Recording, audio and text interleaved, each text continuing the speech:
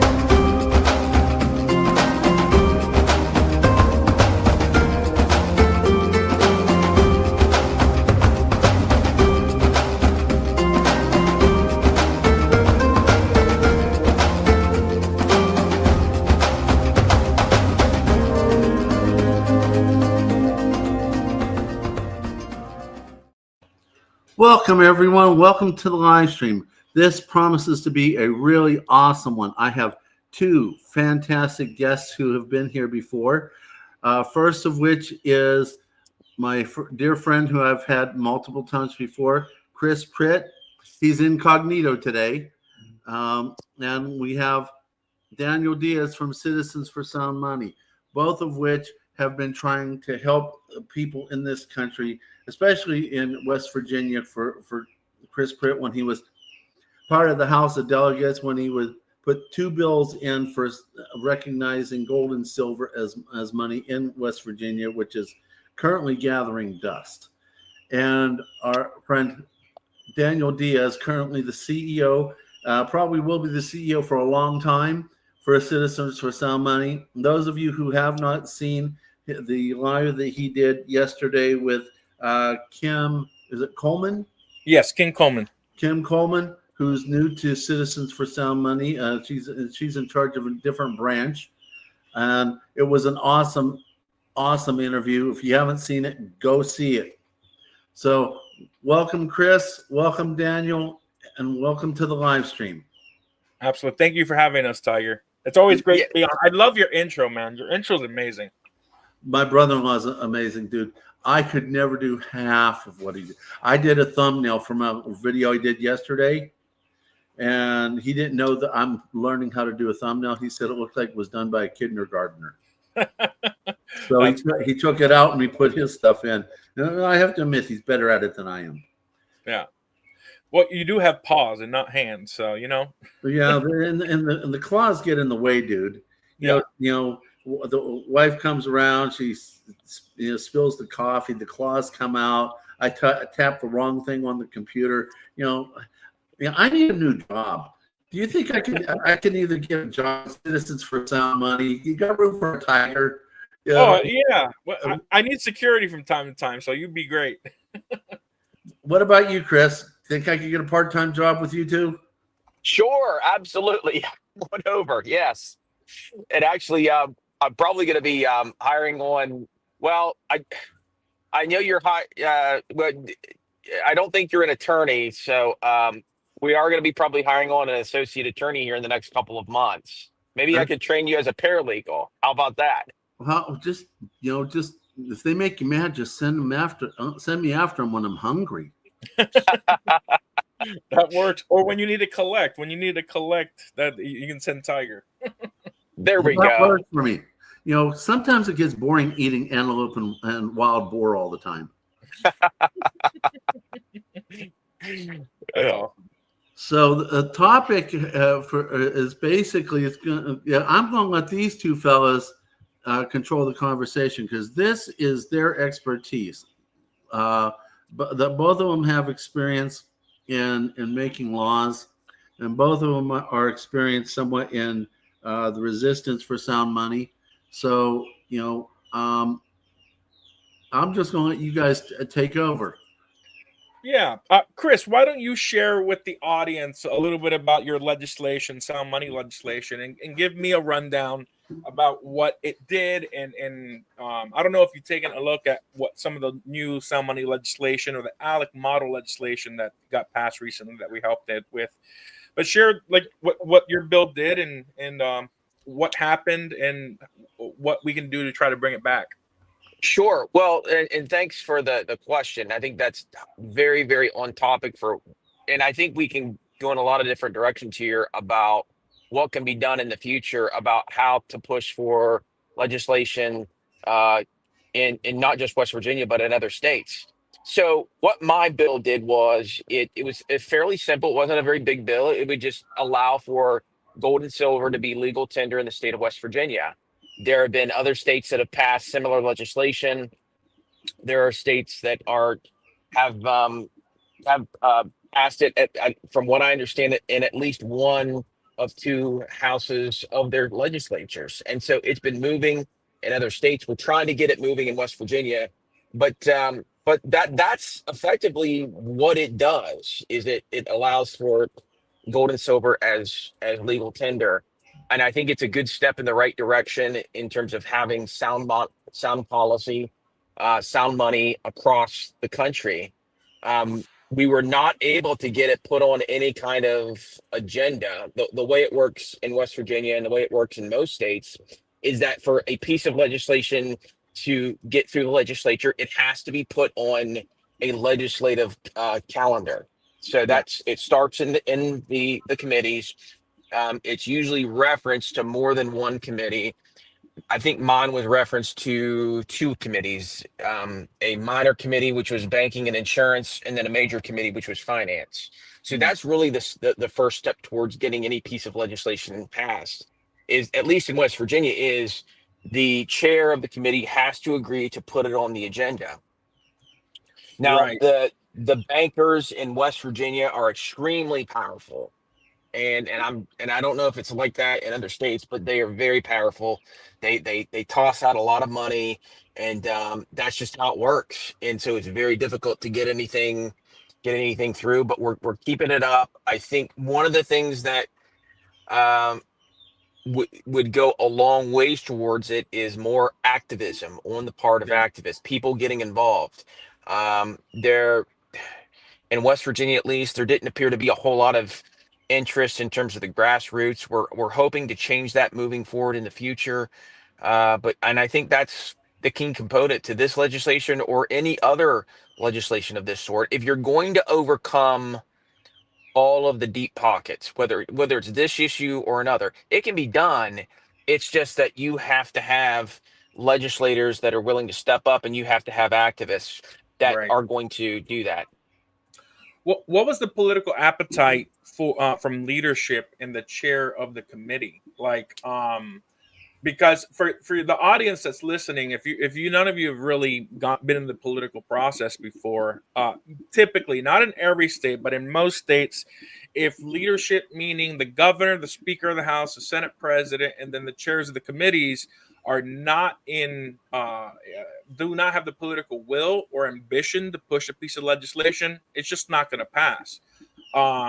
So essentially, if leadership is on board, then it'll run right through, right? If it's a favorable bill, leadership usually gets it through. If it's not, then you either need to have a lot of grassroots work, or you need to have grassroots. I like to describe lobbying in two ways. There's a top down approach and the bottom up approach. Grassroots from the citizenry is the bottom up. You knock on the legislators' doors, go to their district offices, go to the Capitol, make phone calls, send letters, send emails. That's grassroots. And then there's the top-down approach, where you have large donors do fundraisers, or you set up a political committee in the state, and you basically help finance some of the campaigns. You run a parallel campaign, or you contribute directly. And the best approach is both. If you don't have donors or wealthy individuals who are really passionate about an issue that you're pushing, then you just do grassroots.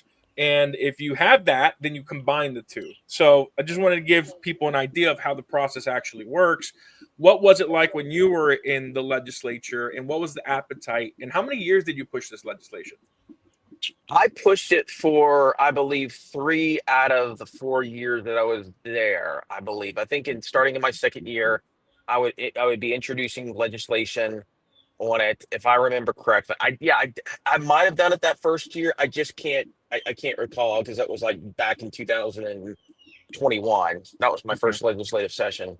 So, but yeah, so every single or actually, wait a minute. Yeah, back in 2021. That's right. That was the first session. Um, so yeah. So what we did was, there wasn't a whole lot of appetite for it. Leadership wasn't in support of it, at least on the committee level. And that's really the first step.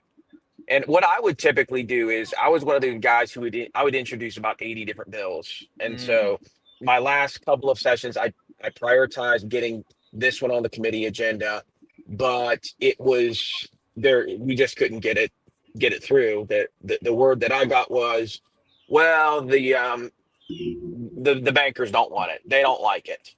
Yeah. And so on that basis, it was basically stopped. So.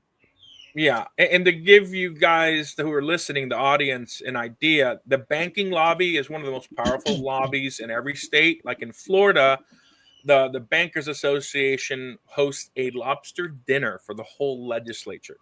It's for the whole public, but they do it in the promenade in front of the Capitol. People just come, grab lobster dinners, and they contribute to almost every single member of leadership. So that's pretty much across the board, and that's where we've had some issues. Not so much in Florida or Missouri and other states, but like in Texas and Louisiana, they fought really hard. So it really depends on the legislation and how much it interferes with their business. If gold and silver interferes with their business, they're going to pull out all the stuff. Same with the credit unions. But if it doesn't, and you can get leadership on board, whether or not the banking lobby is against it, you might have a chance. So And that was, I'm guessing, all 3 years that was the case, right, Chris? That's right. Yeah, all 3 years. Yep. Yeah. So, how would you do things differently if you were to push legislation, get back into the legislature, hypothetically? What would you do differently this time? Start earlier in terms of Mhm. organizing. That's the main thing that I would do.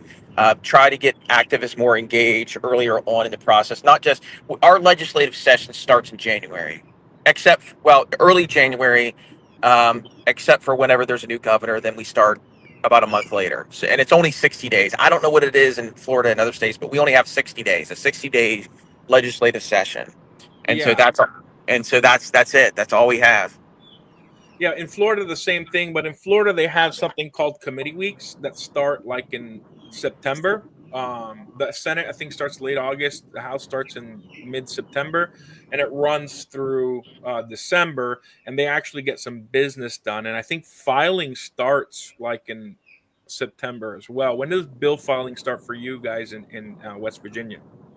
Yeah, it's just the way it works with our bill drafting is we can introduce, if you are a legislature year round, you're able to at least get legislation drafted, and then after we get it drafted, then there's not much you can do in terms of getting it introduced except until the legislative session begins. However, if you've already drafted, you can carry over everything from the previous year. Okay. And so right from the so you just sign something and you say, I want everything that I filed last year refiled again, and then within the first couple of weeks, it's already in the system. Gotcha. Okay. So what are the coalitions like? You have the Republicans and Democrats. Is there like a libertarian faction? Is there a Freedom Caucus? What's the status in West Virginia? We do have a Freedom Caucus, but it's the current status of that is that it's somewhat fractured, and there's almost like the equivalent of two Freedom Caucuses, one that's more establishment oriented, and then one that's more anti-establishment. It's a long story, but we basically have two freedom-oriented caucuses. We have, the best way I can describe it is a not just a majority, but a super duper majority of Republicans, Yeah. and a lot of people who might be interested in this issue might think, oh wow, that's Republicans We lost you, Chris. I think we lost you. tend to be. You there? Well, I'll finish Chris's thought until you're back. I think he's going through a dead area. Yeah, I think what he's trying to say is that there's a large majority of Republicans, and I've heard him say this before. Chris, if you're back, just tell me, and I'll let you do the talking. But I've heard him say that there's a large amount of rhinos in West Virginia. Yeah, I describe it as a uni party. So, like in Missouri, I mean, it's a super majority as well. In Florida as well. So they don't need the Democratic vote to get anything through. But when you have a uni party, then you have factions within the one party that runs everything. So then that's where it becomes more difficult, right? Because then you have those. Typically, what happens when you have a uni party, for the audience, is you have those that desire power and influence who are aligned with current leadership, and they do that so they can be appointed chairs or vice chairs or other positions. So as the next speaker gets in, those loyal party legislators get moved up as well, with the hopes of becoming speaker in the future.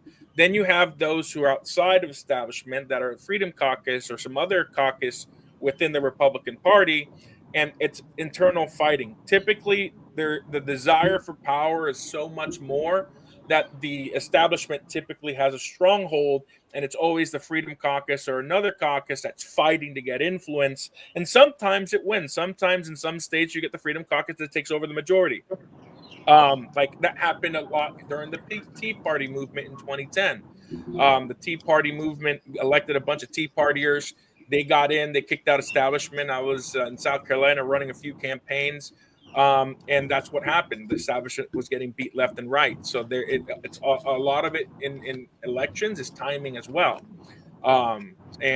and so forth. Are you back, Chris? Yeah, can you hear me? Yeah, yeah. Yes, we can. Did you hear what I was saying Oh, about the Uni Party? oh, absolutely. And that's 100% what you have in West Virginia. So what you have is you do have a a faction that is more aligned with the lobbyists, the Chamber of Commerce, that whole crowd.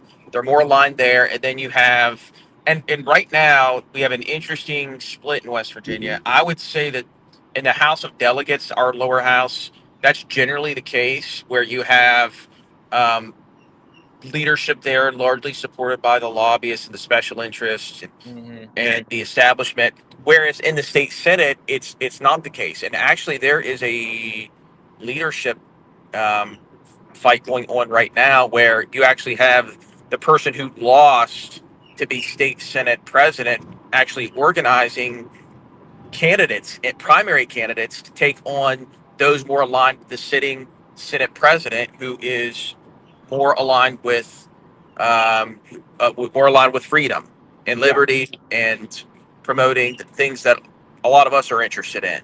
So you kind of have a split in West Virginia where the House of Delegates is more aligned with the establishment, and then the state senate is more is as you described it as to what's happened in some of those states.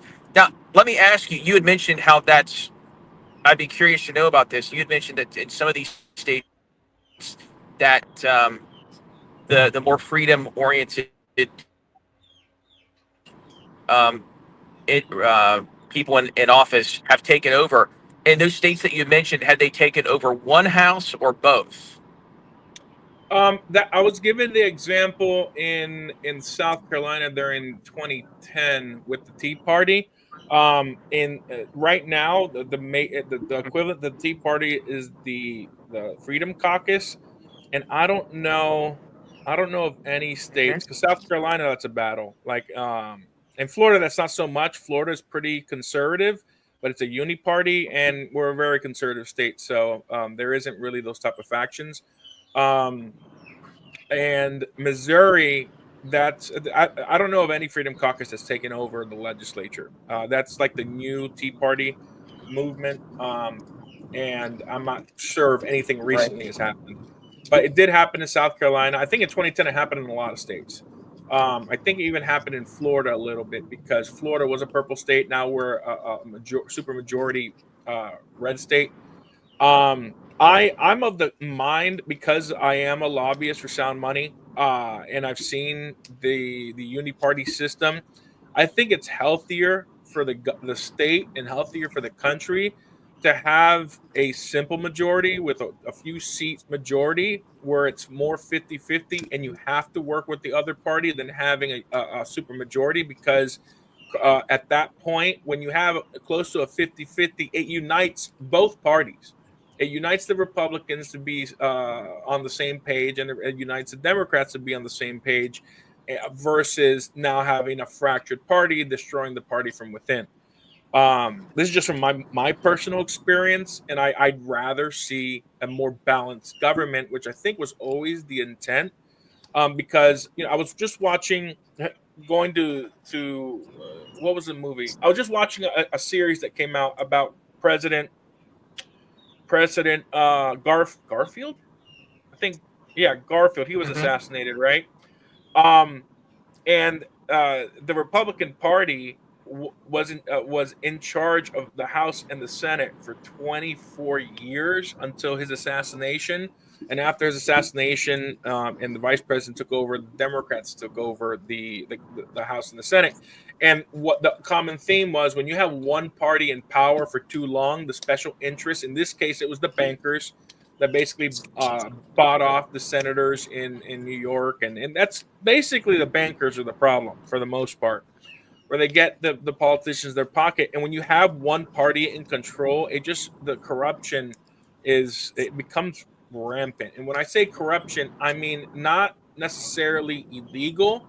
The United States, we've set up a political system where you can legally, I don't want to say bribe, that's not the right word. You can legally influence legislators to be in favor. Yeah, it was Garfield, assassinated in 1881. Um, you can influence legislators by donations through the PACs, and that's not illegal. We set it up a system in America where you can actually influence and gain access to people through donations.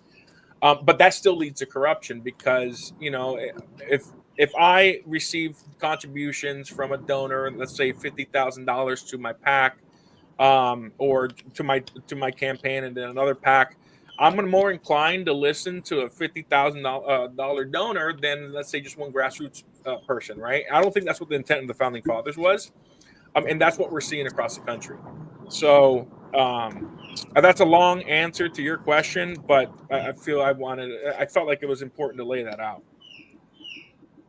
Yeah, and something else that's I think really important to know is for people out there that are listening is there's a couple of different approaches that people who are in elected office can take when it comes to donations. Like, for example, I know people who are in office that they just take they take the donations, and then whoever wants to give money to them, they just listen to those people.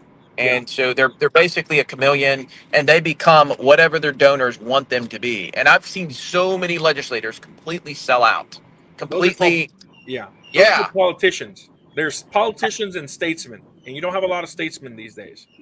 Absolutely. Now, there's an alternative. What I always did whenever I was in the legislature is I took an alternative approach to that. What I did was, obviously, to win elections, you need to have donations. You've got to raise some money.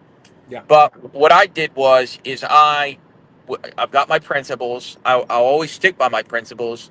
But then I try to go out and find those people who are going to be more aligned with me and seek donations from them.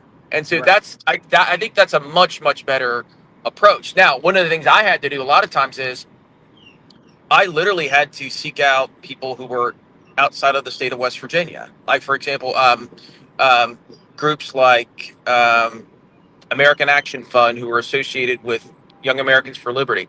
They had endorsed me. Well, that was an easy fit for me because that would align with my political beliefs.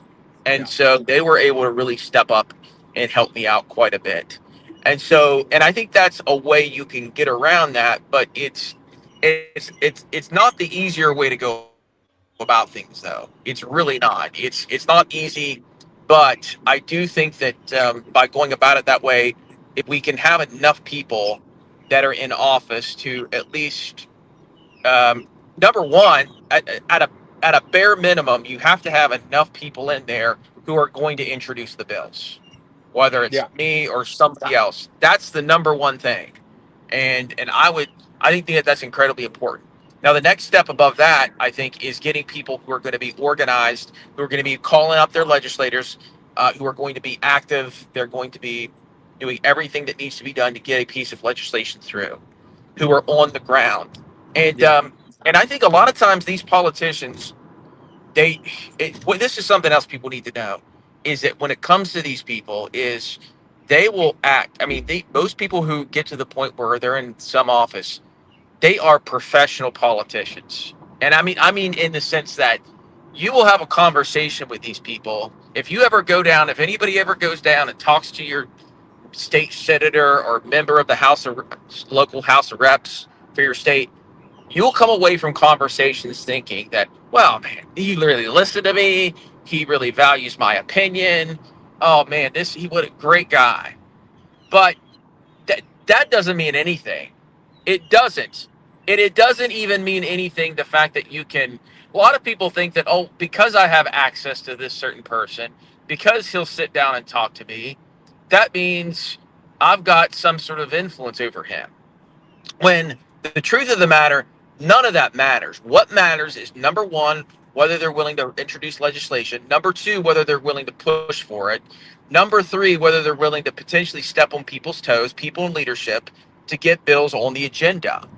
And a lot of that sometimes you just have to do that, but it starts with being, number one, having enough people organized to be able to push the right buttons, make calls, write letters, do everything necessary to do that. Now, one of the things that that I did whenever I was there, as I was never in any kind of positions of leadership. I didn't seek that out. I just decided early on that just wasn't who I am.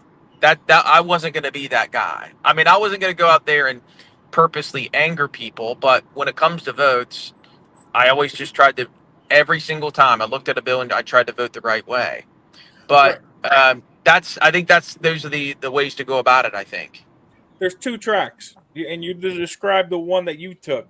There are those who desire power and influence, that want to be in leadership and will kowtow to whatever leadership wants.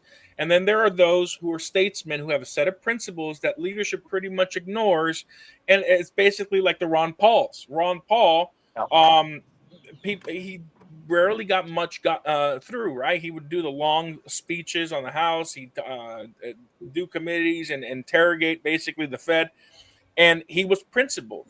Whether he got a lot done is another question. He definitely got legislation pushed through, but he was not as effective as those who kowtowed to leadership and did what they wanted, right? So there's two different types of people that you elect. And the job of the constituency, you, the audience, is to figure out who's going to champion a cause because of the principles, and then who's going to be a politician that just tell you what you want to hear.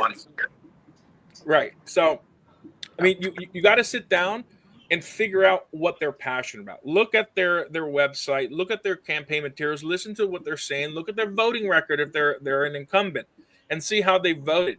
Look at their donation. All donations are public. See what companies and what individuals have contributed to their campaigns and their PACs. And then you get a picture of like who is this person listening to and what is he being influenced by. So and that's really how the system works. You have a minority that are very few statesmen. I can count on both hands how many statesmen I've met in my 20, well, how old am I now? 27 years in politics. I can probably count on both hands how many are statesmen. Maybe it's a little bit more if I really think hard, but there are hundreds of politicians that just do it for either influence, power, or money. And there's a correlation between those that are in leadership and success after they get out because of deals and jobs that they get afterwards for pushing legislation from some of those special interests that have paid them off.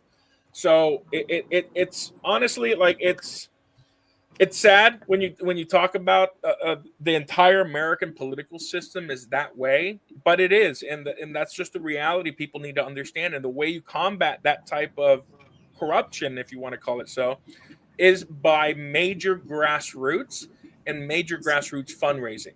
Because Ron Paul was famous for having the most money raised with small dollar donations. That's what you're trying to find. And if you're listening to this and you're a sound money advocate, if you're in West Virginia or any state that you live in and you want to get sound money legislation through, find a champion who believes in sound money or is a true principled statesman who needs to learn about sound money and have them take up the mantle and push that legislation, because there's nothing more important in the legislature than somebody who works hard. There are statesmen and politicians that do nothing. They have principles, they vote a certain way, but they'll never push legislation, they'll never work the system, they'll never go to leadership and try to like, hey, let's get this done. And then there are those who do, like Senator Moon and Representative Hardwick in Missouri, the two hardest fighting legislators that I've met in recent times, and Representative Bankson and Senator Rodriguez in Florida. They got their legislation through. They're hard workers, probably the hardest workers in the legislature. They spoke to the left and the right and leadership and did everything they could to get sound money legislation. And that's the job of the constituency. You need to identify statesmen who are going to work hard for you as their constituent. Chris, you there? I think we lost Chris. Chris, you there? Let me see if he's going to have that. Maybe I can just get him to come in. Yeah, I am. I lost you there for a second. Can you guys hear me? Yeah. I think we lost you again. Yep. Okay. Yeah, I'm gonna have better reception here in a second. Sorry for any if you've lost me there. But yeah, so absolutely, we have to have advocates who are going to be pushing for this, and so the legislation, what was passed in Florida? What were we able to get passed in Florida? We were able to. So in Florida, we made gold and silver legal tender with a certain amount of a certain purity. So let me backtrack a little bit. Florida's a long story. We pushed legislation there for 2 years, and what we got out was about 80-90% of what we wanted because bureaucrats changed the law. And basically, let me get to there before I finish that sentence. The initial legislation that we filed that City Sound Money presented to the sponsors was one page. It made gold and silver legal tender, recognized electronic transfer of gold and silver as legal tender, and we got rid of sales tax. That was the original version. But then after we worked with Senate staff, we worked on the Senate side. There was another company that was working on the House side. The Senate staffers had an issue with the electronic currency side of things, and they said there had to be a regulatory framework. So what we identified was the money services business licenses, and instead of writing an entire new regulatory framework for accepting electronic gold and silver for the payments of debts and recognizing the underlying asset as legal tender, we just had them modify the money services businesses regulations and expand it to custodians of gold and silver that vault the gold for the electronic payment systems and also redeem the gold. So we just brought those people underneath that framework. So we got electronic currency. That we set up an electronic currency system, putting them under the money services business for gold and silver. Then the part where we initially we made all gold and silver legal tender that met certain thresholds. We wanted it at 90%, but the Senate staff and leadership didn't want it 90% silver or gold. They elevated it to the same as COMEX, which is 995 pure gold and 999 pure silver, which was fine. We were willing to accept that. But then the final draft, we had 1 week to get this through the legislature.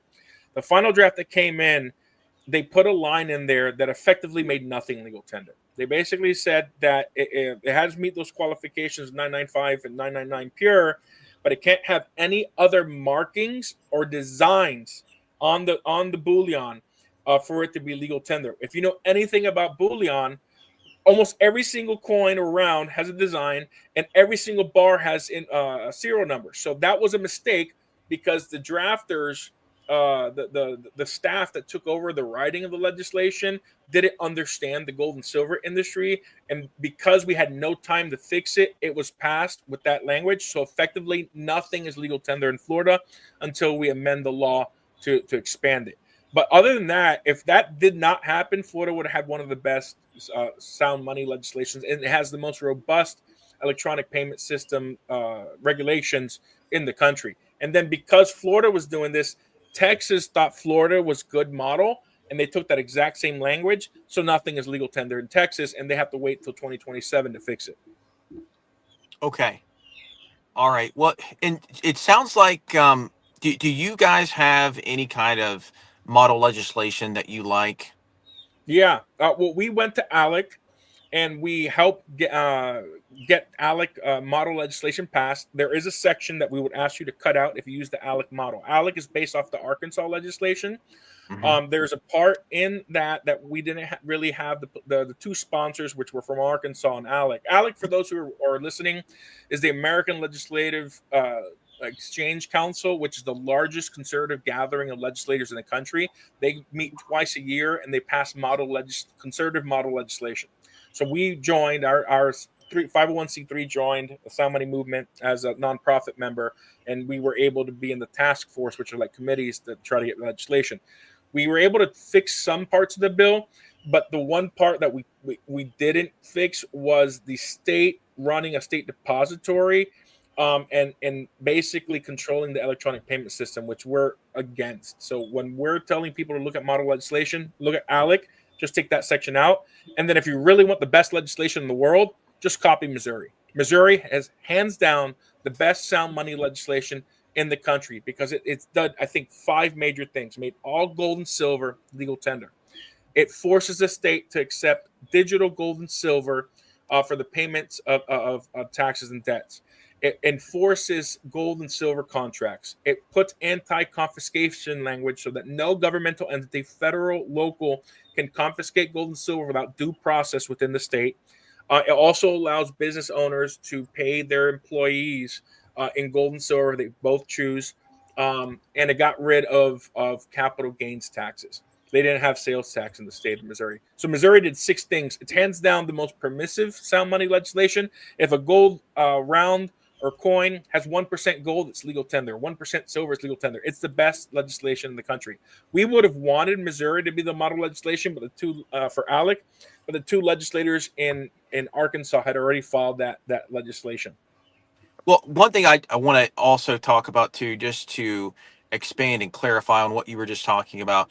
Um, when we say model legislation, let me. I'm just going to explain that to everybody. Yeah. It's somewhat explaining, if you want to call it that, but essentially it's this: there are all sorts of organizations out there that are kind of the experts in their field.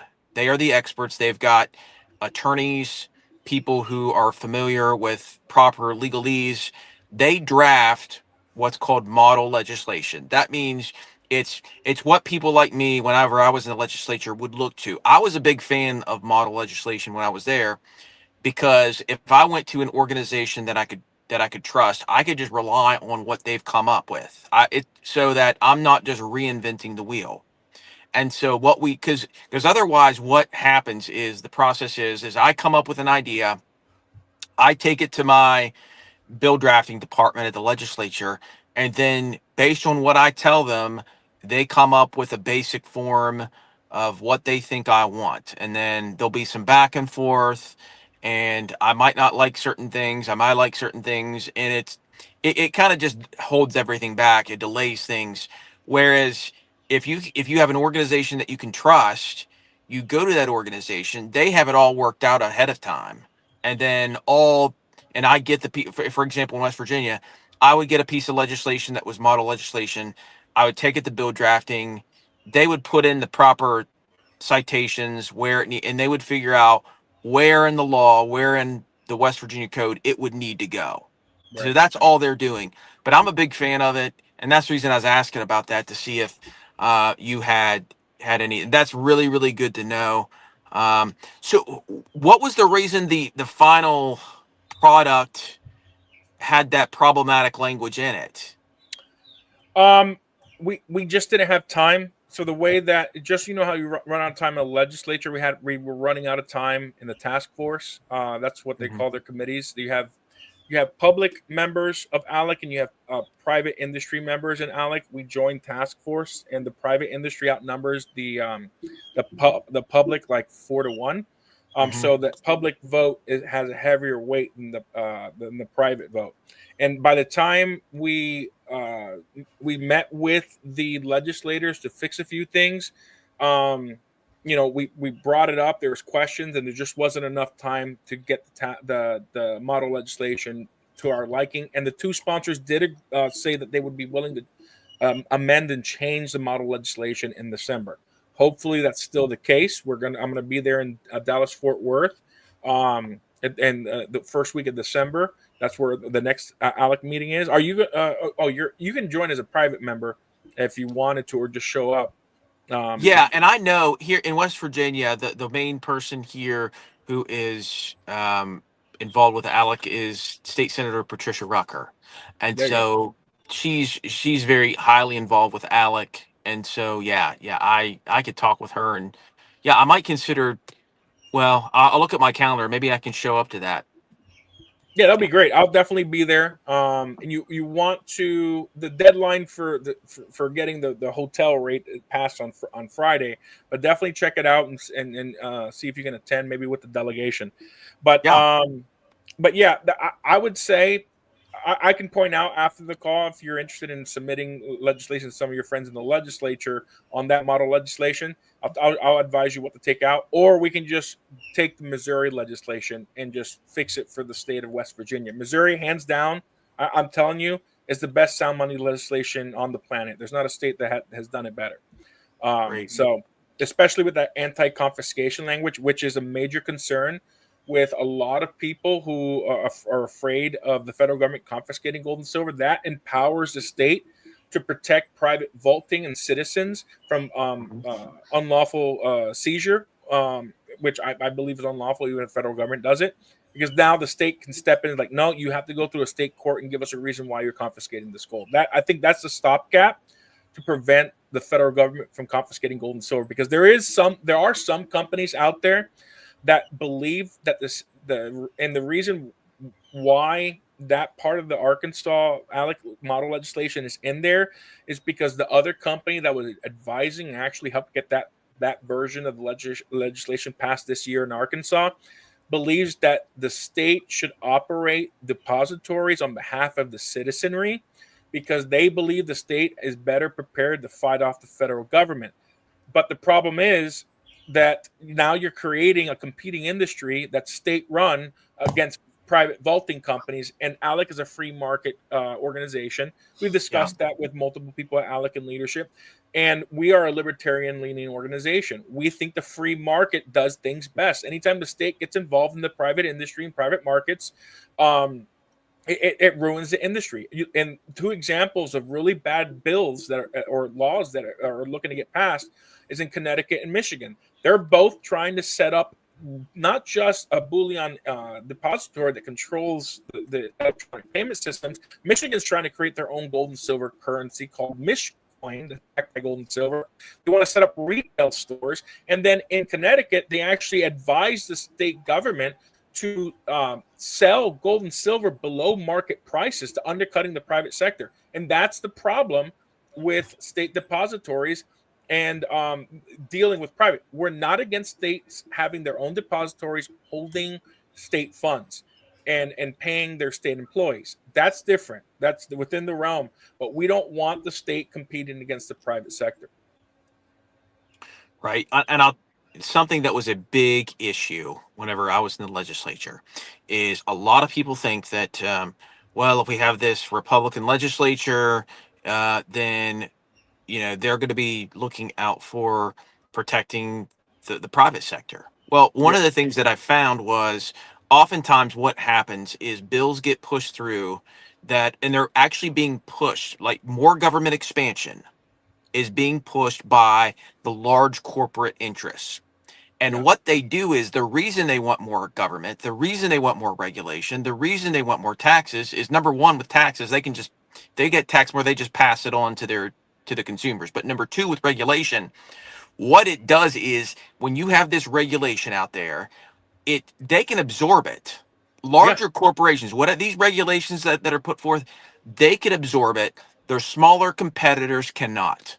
And effectively, it puts them out of business. If there's a small business who's having to deal with a bunch of regulations, they don't have the army of lawyers to figure it all out. And so they're going to be more exposed. And so that's what we're up against a lot of times in state legislatures is large corporations, large businesses advocating for more government regulation and more monopolization. I mean, really, if you think about gold and silver and that issue, and the reason the banks don't want it is it's a microcosm for what they do, what a lot of larger corporations do in general, which is fight in favor of effectively state-sponsored monopolies. It's in favor of more regulation that just protect them, and that's what happens. They don't want the competition. These larger corporations want the least amount of competition as possible, and they're willing to do whatever it takes to take out competition, whether it's gold and silver or anything else. And that's the problem with public-private partnerships, where the state chooses one winner, right? That sets up effectively a state monopoly because they chose a company, and that company has an advantage that other competitors don't. So the solution to that, which we presented and we got in Florida, was just create regulations for licensure through money services businesses, right? So if you want to operate an electronic payment system of gold and silver, and the state has an interest to protect their consumers, especially in Florida, we have a much older population, lots of scams. I think it was like over $2 billion in crypto scams happen. So the state has an interest in protecting the consumers. So we just bring them into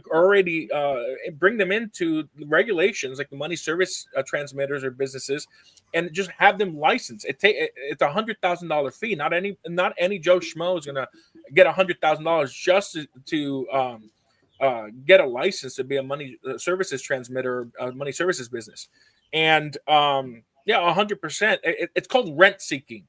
When a company wants to be the only provider for the state in a public-private partnership, it's because a lot of times they're looking to get money from saying, hey, we're the official state-sponsored bullion depository or whatever.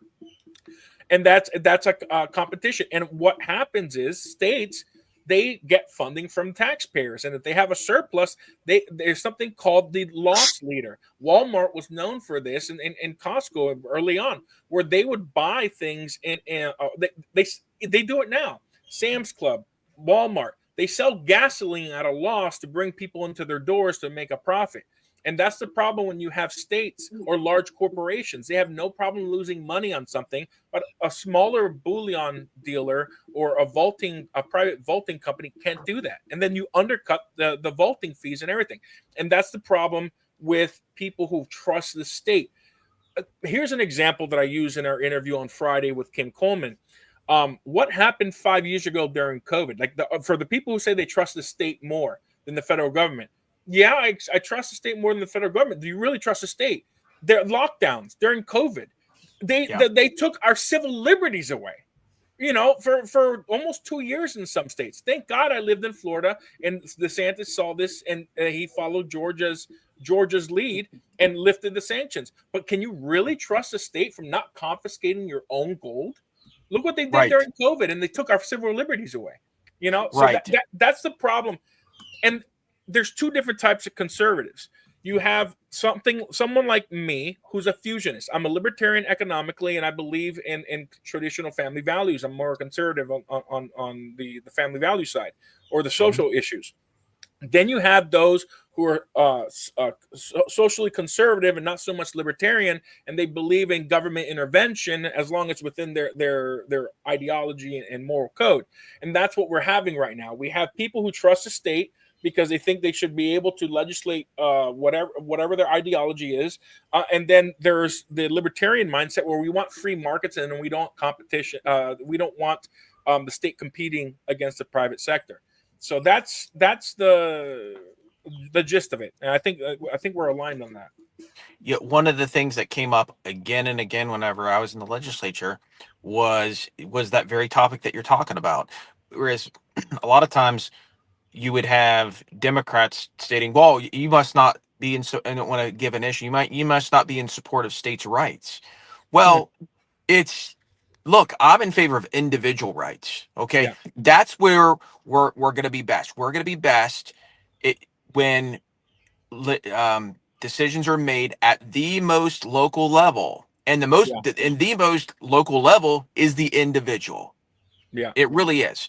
Me making decisions for me and my family, what I think is best for me and my family, that doesn't get any more local than that. And so, and you are absolutely right. 100%. The states can be just as oppressive and sometimes more oppressive than the federal government. New York, California. I mean, you look at the Northeast, look at the Western states. I mean, it could be a lot worse. Absolutely. Yep. I mean, even municipalities, even counties can be a lot worse. I mean, we had instances in Florida where we had the state legislature had to crack down and actually strip supervisor elections, mayors of their title and district attorneys because they were so oppressive and violating people's liberties, civil liberties, or pushing ideology onto their residents. So it's a two-way street. It isn't just federal government bad, state bad. I mean, you have bad in every sector. That's why it's so important to elect the right people. You need to elect people of principles, statesmen, and not politicians who are going to tell you what you want to hear or bribe you with funding from subsidies or whatever. And that's what a lot of politicians do. They promise all this revenue through grants or subsidies to their districts, And people are like, oh, we get free money. It's currency, but Yeah. they say we get free money. They just try to buy their votes, and it's an uphill battle, be a battle that we're always going to constantly fight in our republic. But this matter, gold and silver, sound money is not a partisan issue. It's really a human rights issue, because gold and silver are freedom. What they have done by imposing fiat currency upon us as the only currency, it's a theft mechanism. The dollar, the yen, the euro, they are designed to steal our economic energy, our time, and our wealth. That is what they do. The dollar is just a way to steal the wealth of the people, and gold and silver is the only mechanism to protect yourself from the theft of government. Control, right, Marsh? The government, I don't know of any government in the history of humanity that has willingly given up control and power. I haven't. So, No. that's, And the other thing that's really important to note here is the importance of, a lot of people will talk about how it's, well, we have this divided government. Divided government, I mean, most of the time I think that's one of the reasons for all of the problems we have in our country. Divided government, and the fact that we have three co-equal branches of government, at least in theory, but to an extent in practice as well. We have three co-equal branches of government that divide power. I mean, there's something can be said, though, on some level for, yeah, it is very difficult to get legislation through. But at the same time, even though it's difficult to get legislation through, that's it. It makes it less likely for the politicians to be able to strip us of our rights. I mean, Yeah. it's a big process. And even, for example, and that's what people have to understand, that even if, let's say, a piece of legislation gets through the legislative process, it passes the legislature, it's signed by the governor, then at that point it can get tested in court. And right. so that's something else that I think is incredibly important. Having those divided powers and living in a constitutional republic, we're very fortunate to have that. For all the problems we have as a country, Yeah. it's really a good thing. No, 100%. And we have to make sure that the states follow the Constitution, right? I'm not going to mention what state. There's a state that passed some financial regulations that they worded it and its semantics that what they set up wasn't a bill of credit. But it doesn't matter what they call it. It's the state creating a currency, which is a violation of Article 1, Section 10 and Article 1, Section 8 of the Constitution. Only Congress can create quote unquote money or currency. What the Constitution does give the states the right to do. And it's the only country in the world that the federal government or the federal entity, the monarchy, whatever, gives the smaller jurisdictions the constitutional authority and right to recognize gold and silver coin as tender for the payment of debts. And that is what this whole sound money movement is about. I mean, we're the only country that the states can say, hey, yeah, the federal government, yeah, you're going to make, $5 different for the people who are watching. The United States has $5 different. I'll get to that in a second. But you're making the Federal Reserve currency, Federal Reserve notes, the main currency. Well, we don't like that, because you're stealing not just economic energy of the taxpayers and the people that are our residents and citizens, but you're stealing economic energy and money from the states. So we're going to declare gold and silver coin legal tender, and the states can decide that however they want.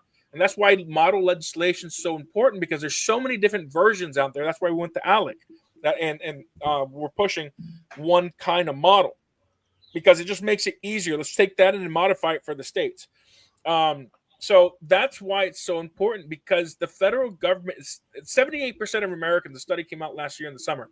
78% of Americans are living paycheck to paycheck with not $1,000 to their name.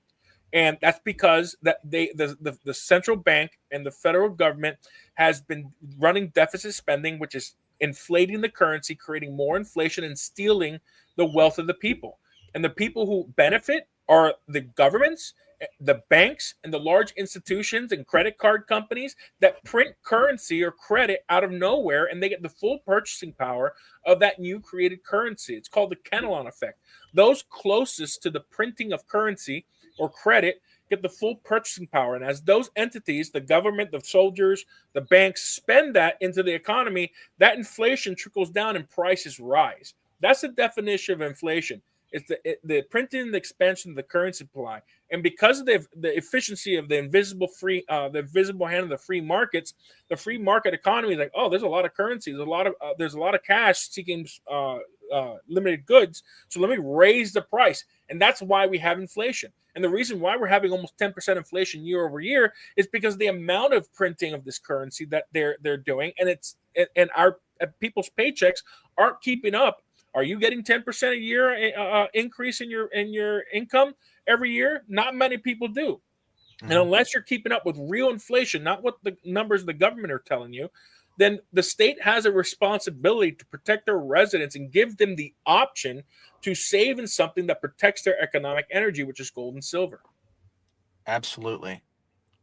And it's a tough thing to fight against with those special interests who are going against it. But so when you brought up this idea with ALEC, had they never had any legislation of this sort in the past? We were talking to the president of ALEC. I forget his name. He's an economist. He's an Austrian economist. He said there were some movements back in 2011, 2012, shortly after Utah did it, but it didn't really go anywhere. So really, this was the first time there was actually any model legislation. There were discussions, but nothing presented. So this year was the first time they pushed sound money legislation or model legislation in ALEC. That's great. Well, I was curious about that to see and it doesn't sound like you had a whole lot of, in principle, you didn't have a whole lot of pushback, right? No, and the private sector and subcommittee. So you have a subcommittee before in ALEC. When we did the subcommittee hearing, myself and our members, Goldback joined as well. The private sector voted against the model legislation because of the issues we brought up about the electronic currency and the control of the rent seeking part of it. And then we had people come to us at the task force, like, are we voting for this or not? Public officials from Michigan and everything. And like, well, we're working on with the sponsor. So we could have killed the model legislation, but we worked on a deal, and we're like, look, it's better we get something, because they gave us the verbal commitment that they will be willing to change the model legislation. It's actually up on ALEC now, so I don't know if it's too late. So we're going to have to inquire and see, is it possible to change or amend model legislation that was already passed? So that's something that's going to have to happen next year. It's already too late to do that this year, so we have to follow up with that. But yeah, it was the first time it's happened, and we really did try to get the best legislation. And the private sector has a lot of weight. I mean, if the private sector votes against it, then it has to be a supermajority of the public sector. That I think like 75 or 80% of the public sector have to vote for it if the private sector votes against it, or something like that. So maybe it has to be closer to 90. I forget the threshold, but they break it down. It's weighted because they're so outnumbered. But ALEC is great in the sense that you get, it's not like being in the Capitol, Chris. Have you ever been to an ALEC meeting? No. I've just got friends who've been to it, who are pretty involved with it. Yeah. So one, you're outside of the Capitol, so you can talk about anything. And it's, every night you have gala dinners or receptions, and you're just having fun, and you're really talking human to human. You're getting outside of that whole, like, we're in the government building, I'm a legislator, and you're just people. And now you can actually talk to the legislators and talk and share your expertise from the private sector and your concerns. It's honestly, it's so worth it. We're a nonprofit, and we're trying to raise the money so that we can continue joining, because it's $10,000 for nonprofit, $15,000 for for-profit companies. I think it's only $250 for public officials, or maybe something like that. But it's so important, I think, to be represented in ALEC, because it's the largest gathering. They had this last summer was the largest increase in the largest gathering of legislators in ALEC's history, and it's growing. Wow. And it's influential, and it's so important that we get real model legislation passed. And this is you should definitely go. I mean, if you should clear your calendar. If there's something in the place, move something around. Maybe get another attorney to go to court for you or whatever, Yeah. and show up because it's 100% worth it. Great. Fantastic. Daniel, got a question. Is that just for the legislature, or can general people go to that also? You can attend. You can pay to be in a like just to attend. I think to attend it's a little over $1,000 a person, and you can just show up to everything. The only thing you can't go to are closed meetings, which are pretty much committee or task force meetings. But you can participate. They have like an exhibitor hall. You can also pay to go to the dinner and sit with the different delegates. So anybody can attend. It's just more expensive for non-members. I mean, for example, as a member, I have to pay $800 to attend per conference, and then I have to pay for hotel and flight. So anybody can attend. Okay. I'll look into that. See what I can possibly do. Yeah. Granted, I'm just a regular Joe, but it would be kind of nice to be able to learn more and be part of it. Yeah, and if you guys have the time and the money and you can get away for the first week of December, I encourage you. It's good to see the process. It's like a more pared down version of government, because it's not a government building. It's just the private sector and it's conservatives coming together and discussing and sharing ideas, and things really get hammered out, because when you meet as a lobbyist, when you meet with a legislator during legislative season or even committees, you might get 15 minutes. And if you're lucky, you might get 30 minutes. That's it. And you might get one other meeting if they're not the sponsor of your bill, right? And there's hundreds of legislators. So when you're at ALEC, you can literally sit down, have a drink, talk, go have coffee outside of meetings that you don't want to attend. And it definitely makes a difference. So it's definitely, I recommend anybody who wants to meet legislators, learn what's discussing. Some of the policies, bills that pass throughout the country get sparked at ALEC, so I can't speak more highly enough about the organization. Daniel, do you ever go and, well, it sounds like your organization hasn't been, how long has it been around, your organization? Since March 14th, 2021. Okay. Do you ever go and testify before committees on Always. legislation? Yeah. Okay. Yeah, we Great. fly. I've testified in New Hampshire, Florida, Missouri, Alaska, Montana. Where else? A few other states. Not every state had legislation go through. We only got 6 states passed legislation. Most of the other states failed. But if I didn't attend, one of our partners did. So we have a coalition of companies, and we just launched the Sound Money Trade Association. So we're going to have a lot more companies joining. And then that's an independent company that we're the chartering organization. So we have a perpetual charter, which the Sound Money Trade Association. So now the whole industry is getting involved. So if I can't go, like, for example, Goldback has Kim Coleman. She would go. Like, she went to Louisiana and Texas when I couldn't because I was busy in Florida. So we have like a group of people who go and testify, and it's growing. Our organization is growing, and our coalition is growing. Great. Well, I'll tell you what, it's sometimes it's very, very helpful. One of the things that some of the tricks that they pull sometimes is they'll agree to put legislation. I'm talking about the committee chairs. They'll agree to put legislation on the calendar, but it'll be literally the day before. It'll be the day before. It'll say, okay, we're going to do this bill. And so have you ever been in that situation where you had to scramble to get somewhere to testify? Yeah, Montana, I had to do it remotely. Not Alaska. Alaska, they do a few days ahead of time. Missouri, that happened a few times, but I was luckily stationed in Missouri for 2 months, because Florida, every other year we go from January. We have 60 days also, January to March. And then from March to May, I was in Missouri in 2024. And they did that, and we literally had to go to the Capitol the next day and testify. So that happens. I hate that, man. They give you 24 hours. In Florida, that happens too. I think Florida, it's 24, 48 hours. They might put it on the they might finish the legislation, put it on the docket on Friday, or submit it to the committee, and then it shows up on Monday, and the hearing's Wednesday, or it may be late on Tuesday. I think it has to be exactly 24, 48 hours. Yeah. But yeah, same thing. But I was stationed all year last year in Florida, and I did fly out to a couple other places when they needed me. Yep. Got it. Yeah. So, any questions? I see the chat going like crazy, Tiger. Are there any questions that were brought up that we missed? There were a few, but I told them to hold their questions until you guys were ready, and then to go ahead and put it in caps. I hope the lion's share of the chat had caught that comment.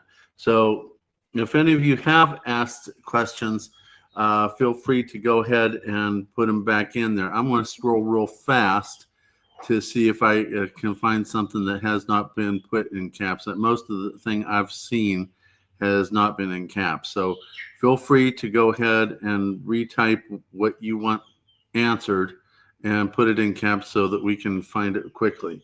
Yeah, and I'll just say this for the audience: the Sound Money movement is a growing movement, but we're the only nonprofit organization that is doing this. We're not captive to any company. We're not a company. All the other companies out there, because we're the only organization, all the other companies out there are for-profit companies. They're either running as a DBA or they're partnered with another company, and they have their own way of doing things. We've been trying to bring the whole movement together. We've been very successful to bring a lot of companies and organizations together. Like the Missouri Freedom Initiative, they're not an official nonprofit, but they're just an organization of grassroots people in Missouri, and we're partnered with them. I wouldn't call them a nonprofit because they're not formed as anything. They're just citizens that decided to call themselves the Missouri Freedom Initiative. If there is only another nonprofit, I would call them the only other nonprofit in the Sound Money movement. And here's a question. The purchase of physical and e-gold through the pension fund should not be taxed at the local, state, or federal level. Yeah, and the only thing we can control, Ruby's 200, is the local and state. When it comes to the federal government, and pension funds, maybe. Yeah, if it's a government, if it's a government pension, I don't think there's any taxes. But let's say you are a private company and you want to put gold and silver into your 401k. We can get rid of the local taxes and the state taxes, but the federal taxes are determined by the IRS. And we are working Goldback, the Sound Money Trade Association. We are working with legislators in U.S. Congress to try to pass the Monetary Metals Act that Alex Mooney submitted. It gets rid of all federal taxes on gold and silver. Alex Mooney is, I think, a rep in West Virginia, if I'm not mistaken. Yeah, he was. Yeah, he was one of our reps. He was my rep for a while. And so, but then he ran for US Senate and it didn't work out. So, but I'll tell you what, Alex always had an outstanding voting record. Yeah. I mean every 100%. Like I don't know of one piece of legislation he ever voted on that I would have voted differently. I mean, he's just outstanding. He's a statesman. When I was executive director of Young Americans of Freedom back in 2010 and 11, he's a Yaffer. We call ourselves Yaffers, people who are part of the Yaff organization. And him and I were close back in D.C. and we kind of lost touch since he moved to West Virginia from Maryland. But yeah, no, Alex is great. He's a true statesman. He's a true conservative. I see a couple questions. Neo Han Dynasty asked a question. Would the reevaluation of gold keep the fiat dollar around like the start of 1971? The reevaluation of gold is a scam. The way that they're presenting it in the Bitcoin Act of 2025. All that's going to do is create more inflation. Here's what's going to happen. If the Bitcoin Act of 2025 happens, they're going to reevaluate gold whatever they decide, whether it's the current market price, 10,000, 100,000, whatever they want per ounce of gold. Then the Federal Reserve is going to turn in all the gold certificates to the Treasury. Then the Treasury is going to issue brand new gold certificates and give it back to the Federal Reserve. And the Federal Reserve is going to print new currency to buy back those gold certificates. And those gold certificates are going to be 100-year bonds. And then what happens? If they do it at the current market rate, they're going to print close to $1 trillion of new currency. Then they're going to take that new currency and they're going to buy Bitcoin with it, and then that Bitcoin is going to be given to the exchanges that sell that Bitcoin, and then those exchanges are going to pay their employees, their executives, and that inflation is going to trickle down. So it's just going to create instant inflation. It's not a solution. The only solution is making gold and silver legal tender. Full stop.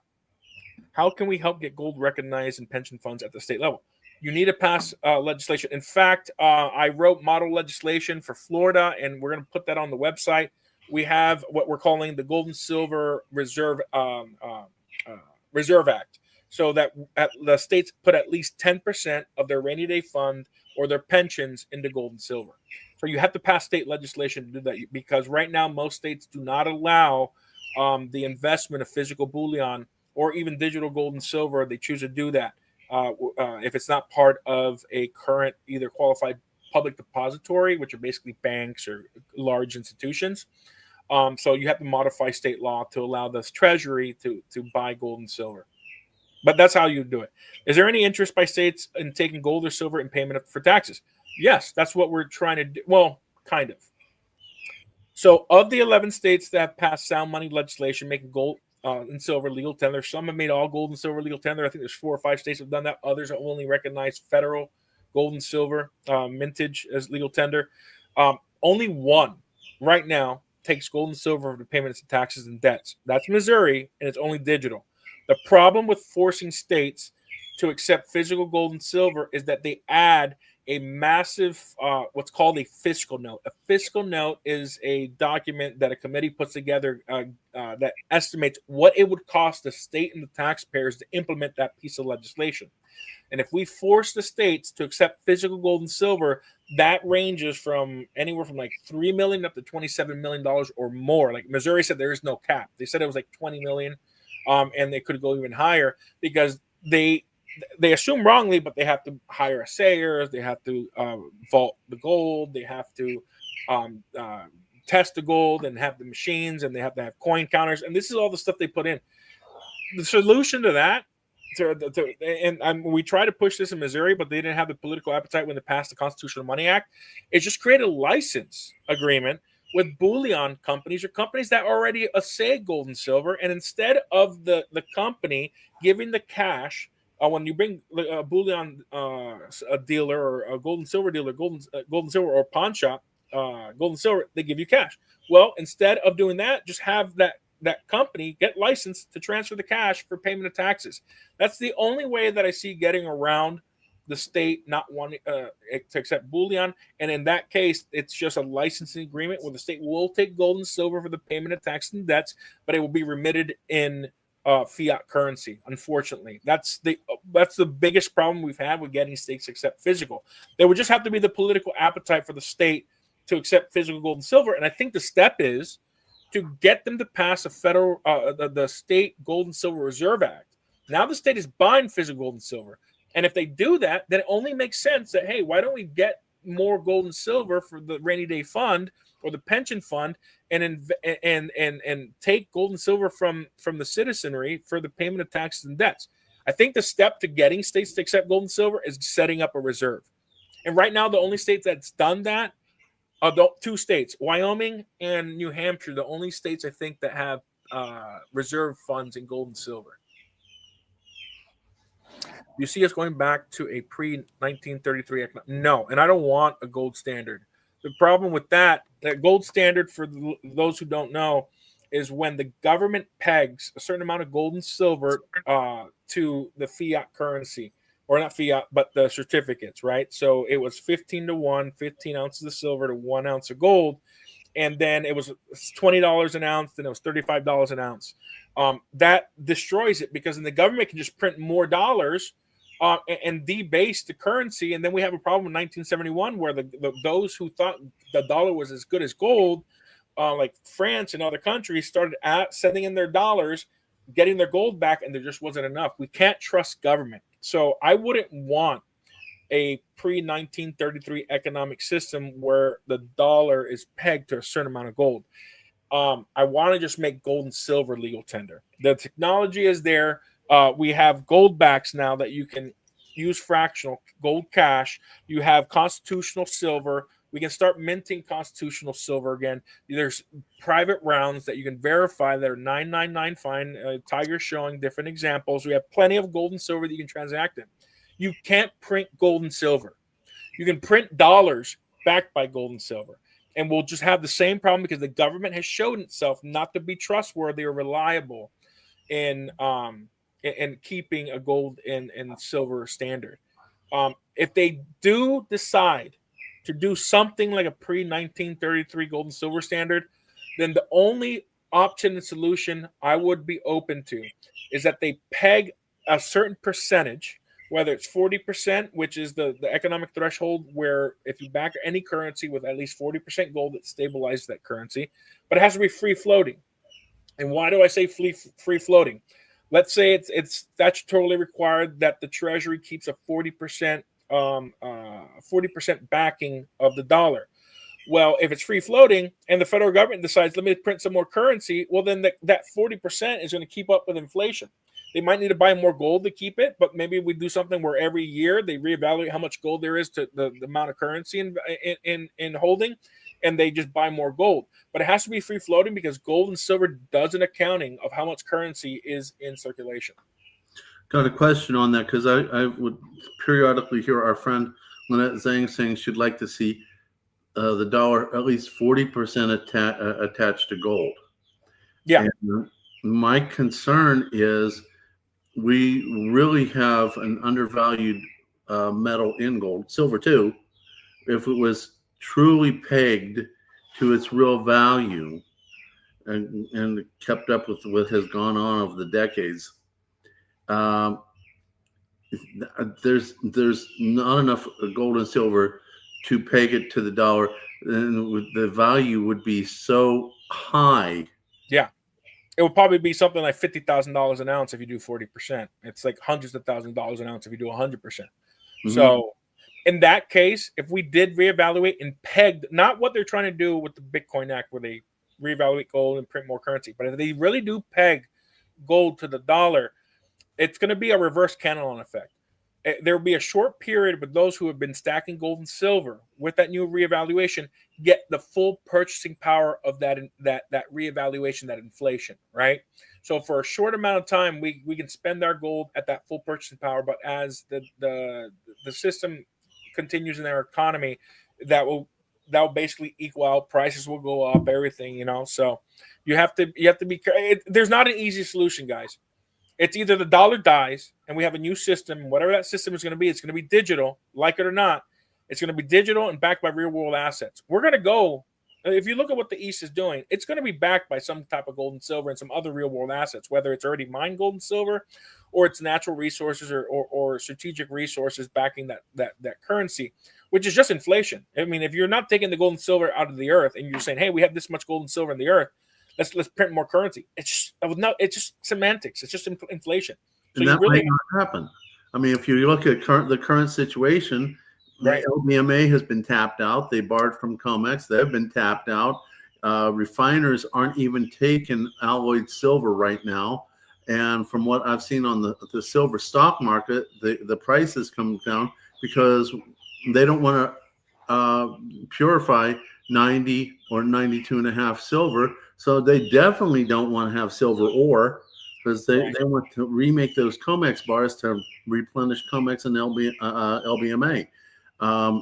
It's a very complex problem, and there's no simple answer other than having an alternative. Yeah, agreed. And I think the solution really is making gold and silver legal tender, so that the government can do whatever they want with their fiat currency.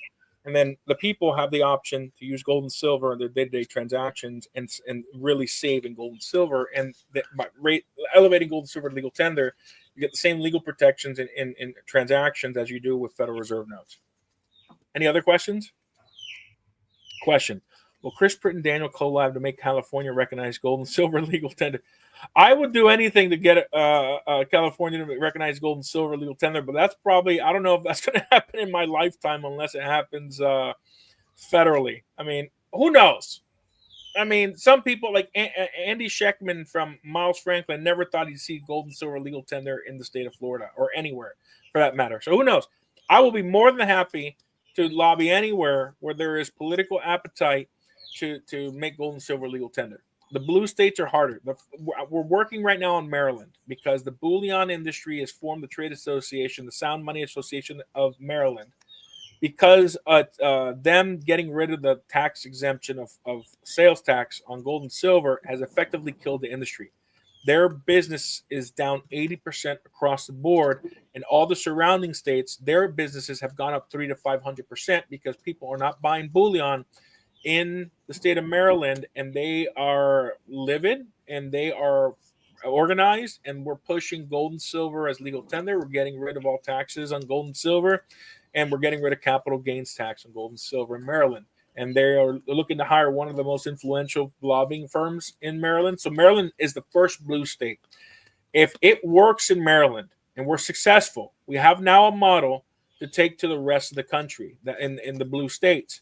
Effectively, that means creating a state association of bullion dealers who then raise the funds to lobby to make gold and silver legal tender in their state. I have a question myself. As I said, I really enjoyed the interview you had with Kim Coleman. Yeah. Now, could you explain to me, Chris, and those of us who don't know the difference, Citizens for Sound Money and Citizens, Sound Money Trade Association. Sound Money Trade Association. It's kind of sounds similar in the name. I'm assuming there's some different tasks that both are trying to accomplish.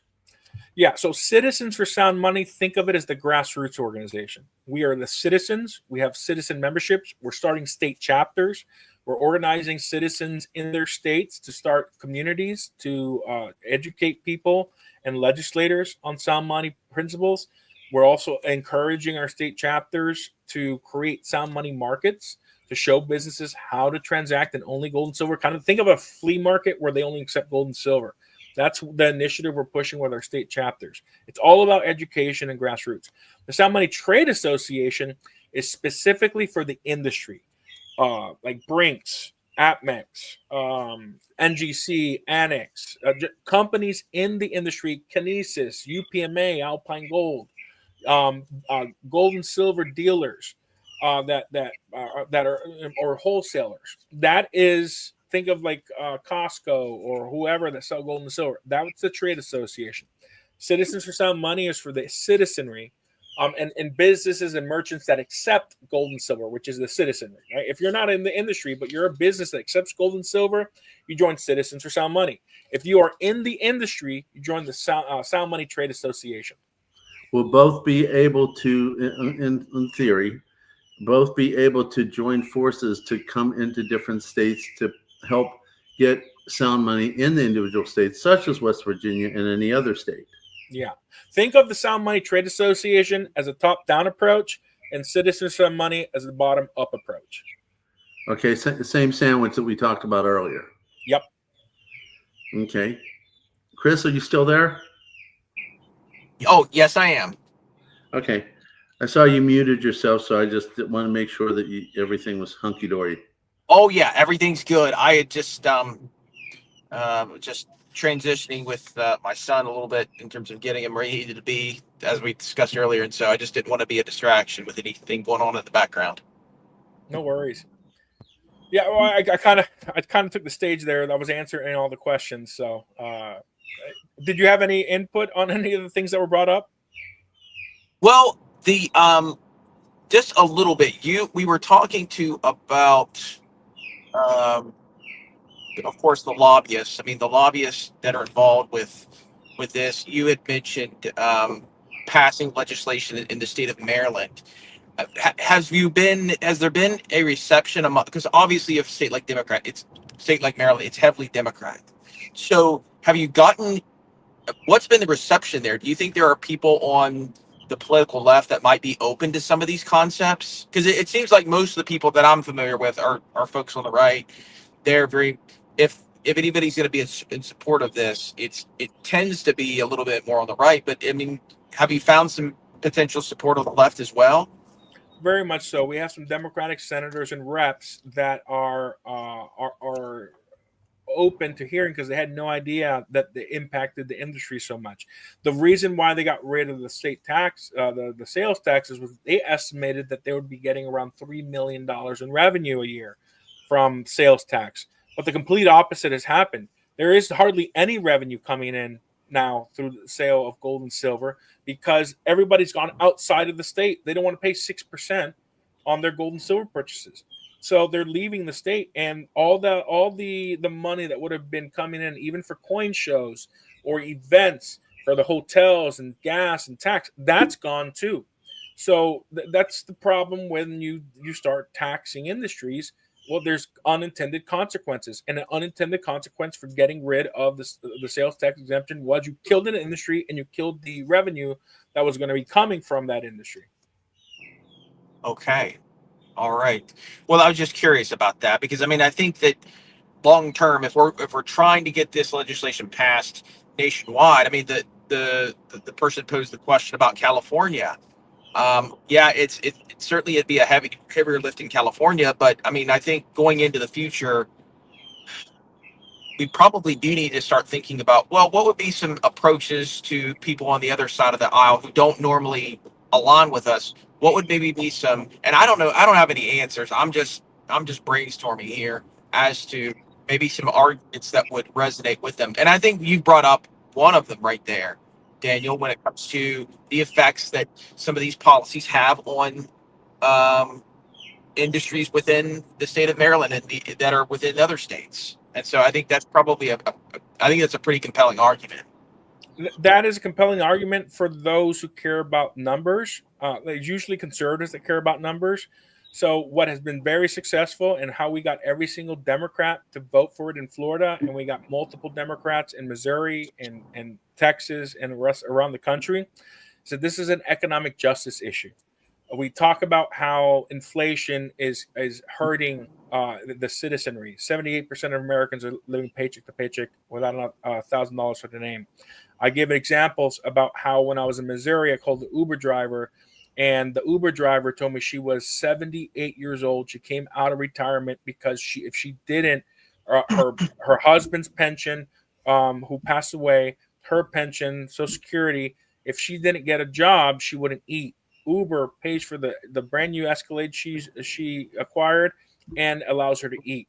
In New Hampshire, when I was lobbying, the manager of the hotel works 3 jobs, sleeps 4 hours a night. She's a single mother. I had a 92-year-old woman in Florida. I went and spoke at a church about political activism.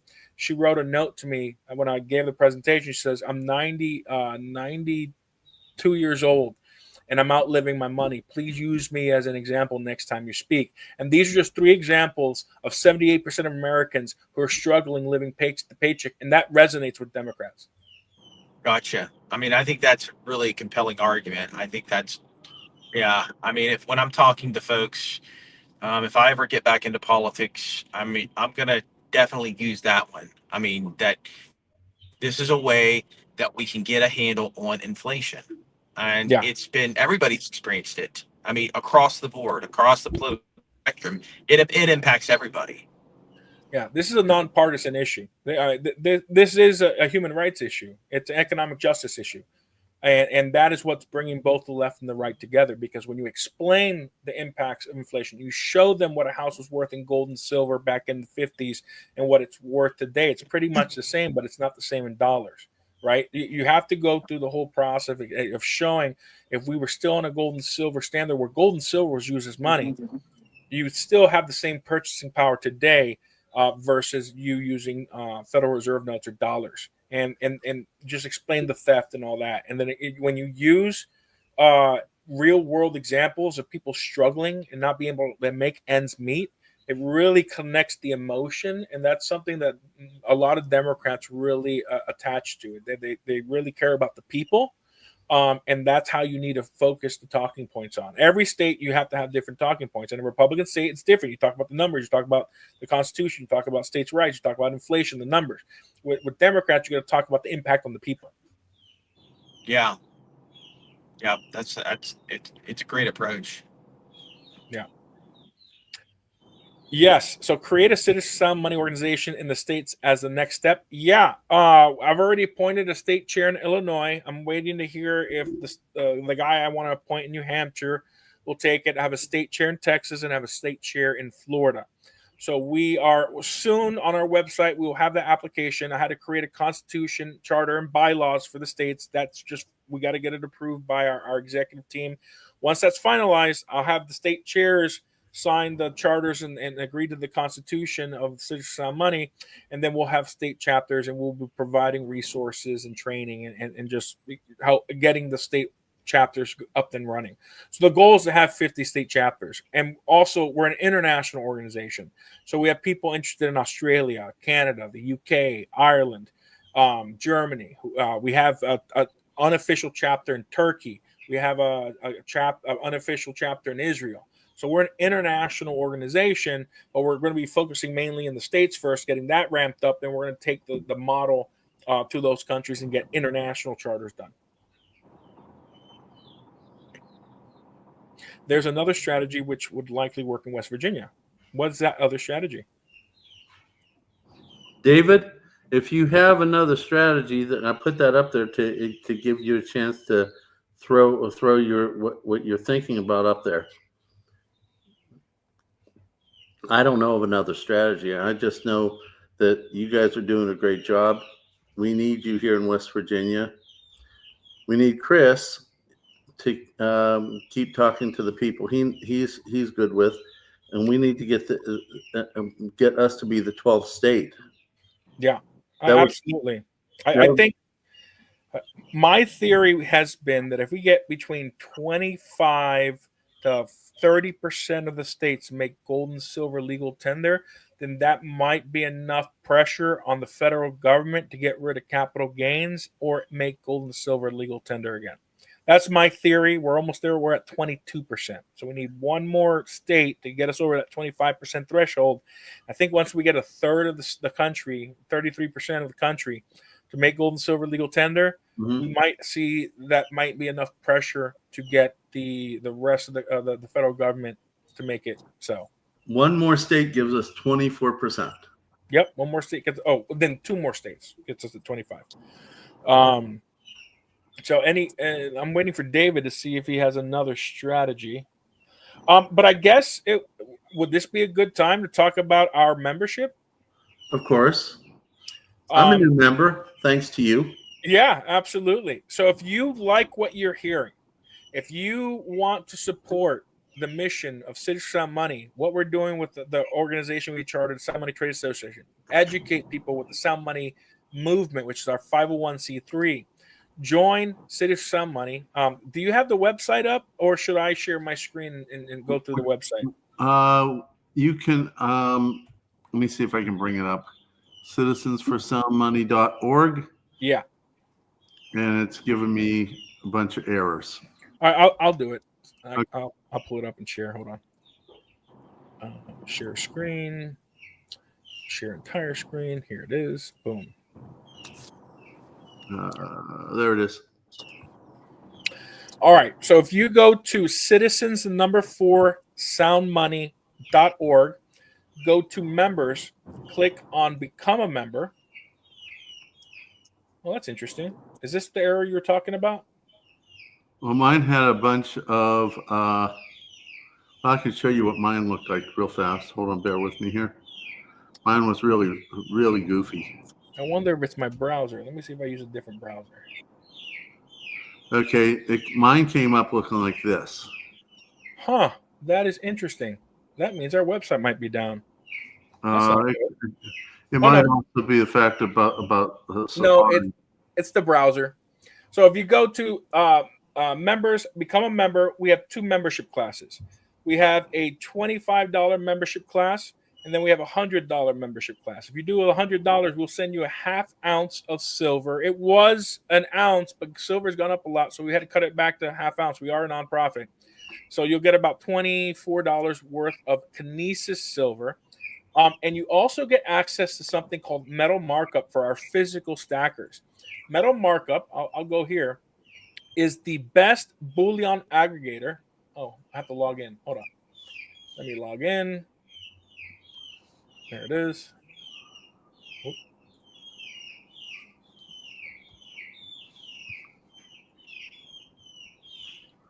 Log in. The metal markup is the best bullion aggregator. It will show you the cheapest gold and silver prices in the U.S. and Canada.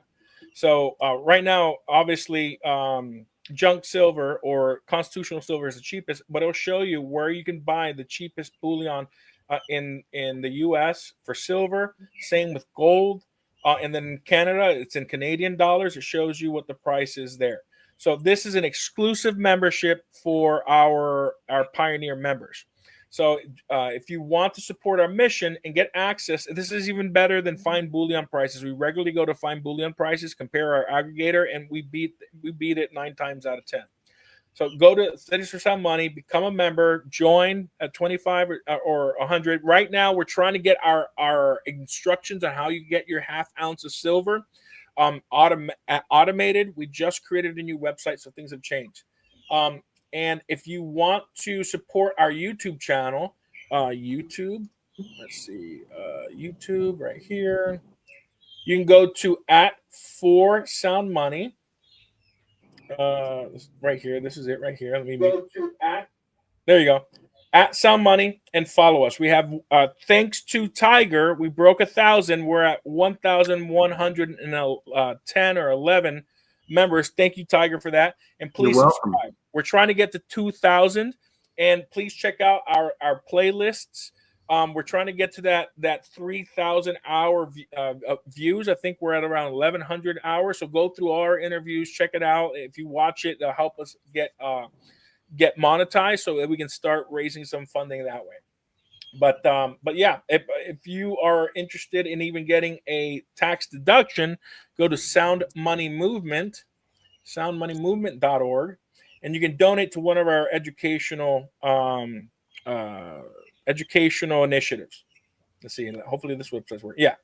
So you can give a tax-deductible donation to our grant fund, our TV show, our curriculum program. We're creating curriculum from pre-K up to college level, and our Sound Money Academy, which will be an online academy where you can learn about financial literacy and sound money principles, and also learn how to do lobbying, citizen lobbying. So that is it. Thank you. Thank you. And I can tell you that I've been really happy to actually join them. I'm still learning. As you all know, I'm not the best computer person in the world, but I am learning. I got a few other things to do in my professional life to get that done first, but I will be doing that. And I've also joined Goldbacks and also Alpine Gold, and they have been gracious enough to let me become an affiliate. So, if you ever do anything through Alpine Gold and you mentioned Tiger Stacker sent you, I get some proceeds, helps with the expense of running this YouTube channel and buying better equipment in the future. So, but the biggest thing is I want you all to start getting yourselves prepared, because they want to push digital everything on us. We need to have a strong grassroots movement. Yeah. Which is why I want everyone to understand how legislation works. Contact your senators and your delegates in your state to push in the legislation of your state to get sound money in your state. Absolutely. So I saw David responded with some solutions. Here we go. Let me find him. The one before that. There's one before that. Looking. Educate powerful interest groups in West Virginia on how the fiat system is hurting their members, regardless of party affiliation, and have those groups influence legislators on these issues. That is easier said than done. So I think the one interest group that might work are credit unions, because credit unions are nonprofits and they're always looking for a way to take business from banks. So I've had conversations with credit unions, but like the physicians, I mean, it's hard to convince an interest, a special interest that is large on changing that system. Maybe the realtors, I mean, that's an angle, David. I'm open to it. But I find that most people don't understand economics. They were probably trained. If they were trained in economics, they're Keynesians. So they don't believe in a gold and silver standard. I mean, it's like I have some family members that think I'm insane for pushing gold and silver because they've done well with their fiat currency and they don't see any problem with the system. And that's unfortunately a majority of the people that I come across. And special interests, we're a very small minority in the sound money movement. Where it's growing. Don't get me wrong, we're much larger now than we were just 5 years ago.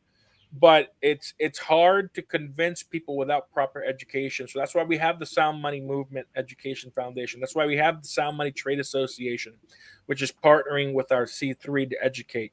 That's why we're doing Sound Money seminars and Sound Money Merchant seminars and Sound Money Legislative seminars. We have to educate the public because so few people understand how economics actually work. And if what you can do, if you're watching this right now, if you have not watched episode of Hidden Secrets of Money, episode 4, I'm going to pull that up if you don't mind, and I'm going to just show people, not the episode, but where they can find it, Tiger. Okay. Where is it? Hidden Secrets of Money, episode 4. There it is. Let me grab episode 4. There it is. Let me pause it. All right, so let's go here. Let me share my screen. Present, share, which screen? Here it is. So if you go to it's called The Biggest Scam. It's called The Biggest Scam in the History of Mankind. This is about a 25-minute video. It is probably the best video that you can watch if you've never watched it to understand how the government and the central bank steal the wealth from us, how the economy actually works. And then you share that for episode 4 and you text it to your family, you text it to your friends, in fact, how about this? I'm going to post the link.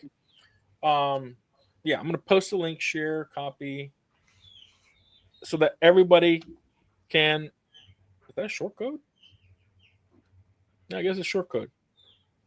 There.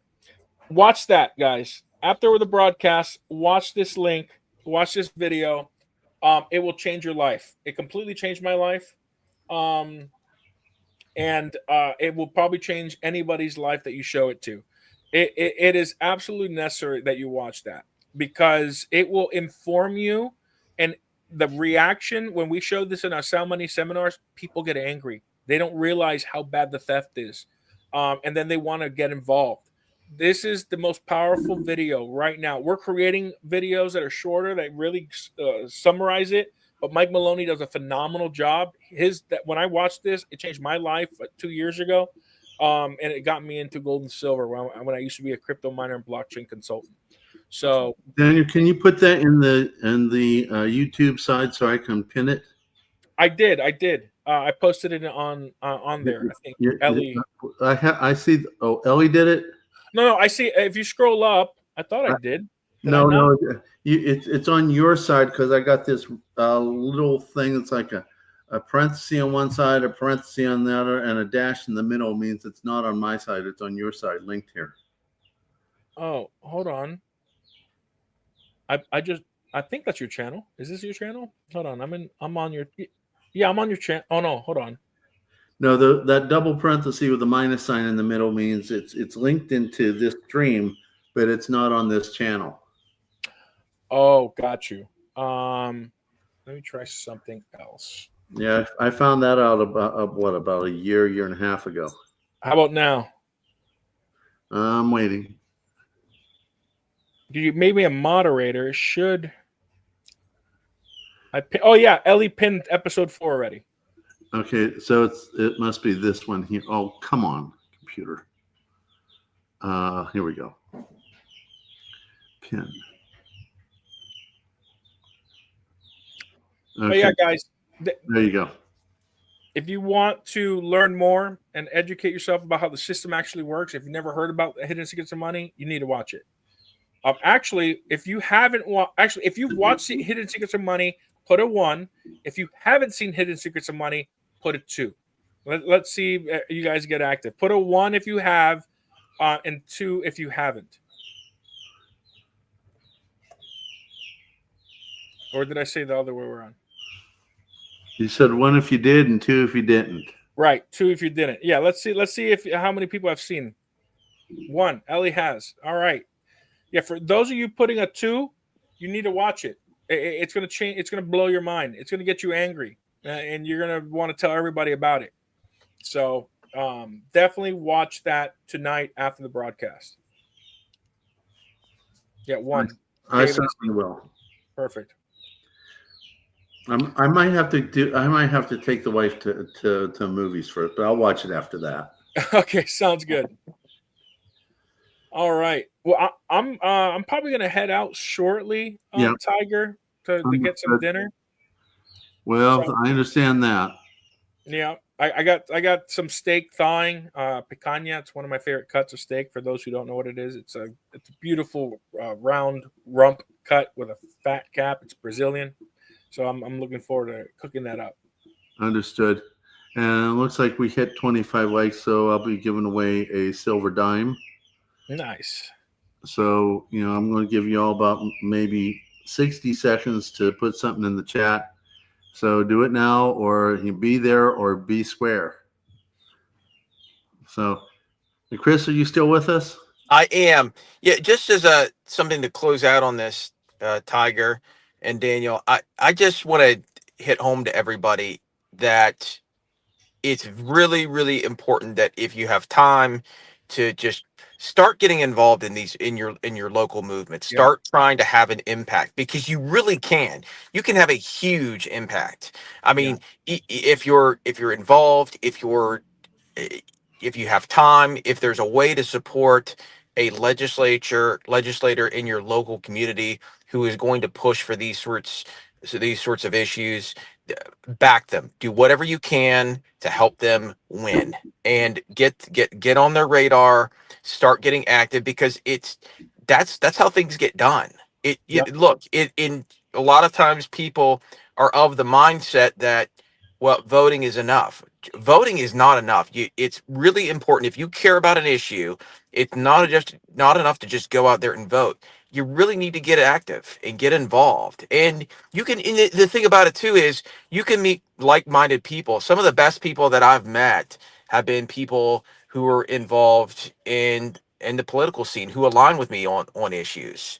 I mean, they're people who are really, really solid, who you can work together with, you can brainstorm on ideas, and you can really have a true impact. It's something that you can do, and you can do as little of it or as much of it as you want. I mean, look, it's your time, okay? And if you can just start getting involved on your local level, or if there's not a local chapter, you could start a local chapter. Talk to Daniel, start a local chapter. You could be the person who starts the chapter in your state, and then you can start organizing around that.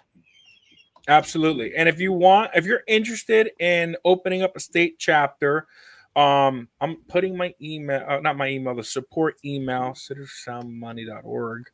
So you can email us and say that you saw me on Tiger's broadcast. You're interested in becoming a state chair or opening up a chapter in your state, and we can. If you don't want to be the state chair, we can find somebody who does.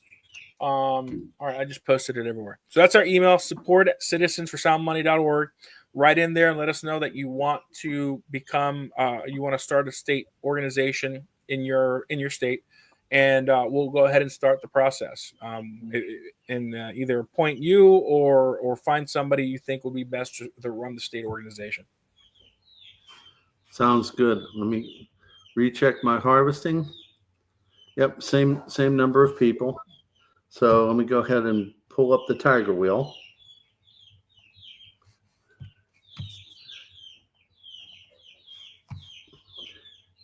And share the screen.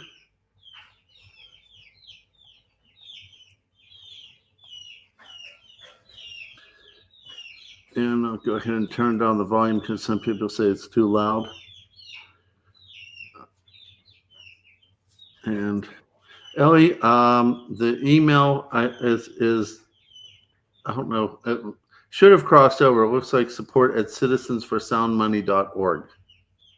Yeah, I posted it in there.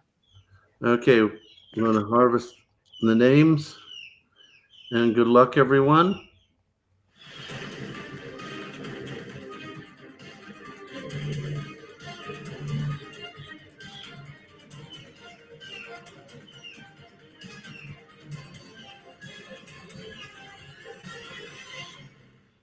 Michael and Nancy Stacking. Congratulations. Michael, send me a claiming email. I'm kind of grateful because if it would have went any further, I had to double it if it would have went into my name. So, Michael and Nancy, send me a claiming email. I'll send you off the silver dime. I was kind of hoping that maybe we'd get up to 50 likes, but a lot of other YouTubers are streaming at this time, and it's okay. It just is what it is. So, we're now at almost 2 hours, and we need to get my buddy Daniel invested with his stake. Yep. I just came back from Red Lobster just before I came here, so I'm good. So, but I want to thank both Chris Pitt and Daniel Diaz for being here, teaching you all. And I sure hope that Chris and Daniel and everybody else that's involved with Sound Money is going to help get it in this state.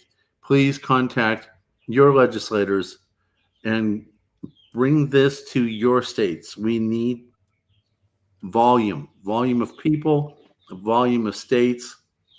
So, and join Citizens for Sound Money. Please subscribe to Citizens for Sound Money on YouTube. I think he's also on X. Yes. The same handle as YouTube for Sound Money. Okay. I'm not on X. I got to learn how to do that. But if those of you who have not subscribed, please subscribe to the channel. I want to get to 5,000 subscribers, at which time I'm going to be giving off 5 ounces of silver, poured or regular. Don't care.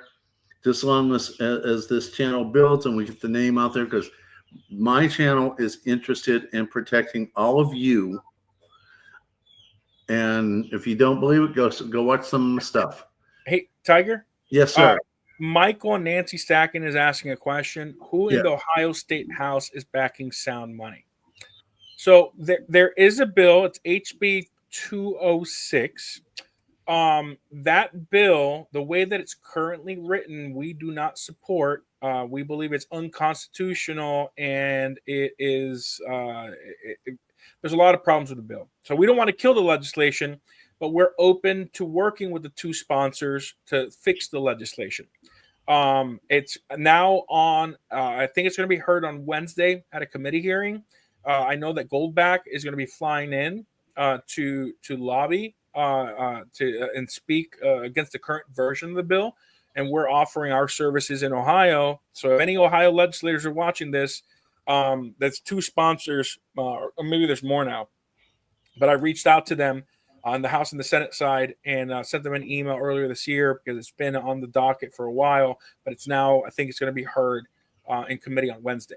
So I forget the name of the two legislators. You can look it up. I think it's HB 206. Let me find that. HB 206 Ohio 2025. Yeah, it establishes transactional currency. It's looks like Jennifer Gross and Royden McLean in the House. So it's two sponsors. It's in a House committee right now, and it's on its way through the system. So the problem with this legislation, it creates electronic payment system, makes electronic gold and silver legal tender, and it has to state, I think, RFPing and doing everything we discussed earlier in this broadcast. So we want to get the Ohio bill in a good posture. Recommend, actually, if you're in Ohio, call those legislators and tell them to look at the ALEC legislation. And just there's a part where it talks about the treasurer creating and managing the electronic payment systems. Just maybe cut that out, email to them. I'll do that as well. But just tell them to look at ALEC. Even if they do the ALEC version, that's fine. It's not the best. But the Ohio bill right now, we have issues. We've talked to our other companies that are lobbying in the state. They know there's issues. We don't want to kill it. We just want to fix it. Good thing to bring up. Thank you. And they are from Ohio, so he says he's going to call his legislative people. Perfect.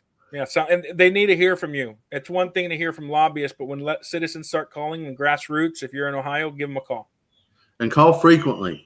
Call frequently, email, show up. It's best if you show up. If you show up in person, you count as if you were representing 10,000 people. If you email, it's like 50 people. You make a phone call, it's like maybe a couple hundred people. A handwritten letter is like 1,000 voters. In person represents like 10,000 voters. Sounds good. All right, and I'm done. I just wanted to answer that We question. need to feed you, my friend. So thanks again for coming, everyone. Thank you, Daniel. Thank you, Chris. Yep. And Thanks so much, Tiger. You're more than welcome, my friend. Anytime, any day. So as I said to you all before, I have an outro. My brother-in-law worked really hard at that, so feel free to watch it. It was a lot of fun. So I'll talk to you two in about 3 minutes. Thanks, guys. Not Thanks. everyone. Thank you. Thanks.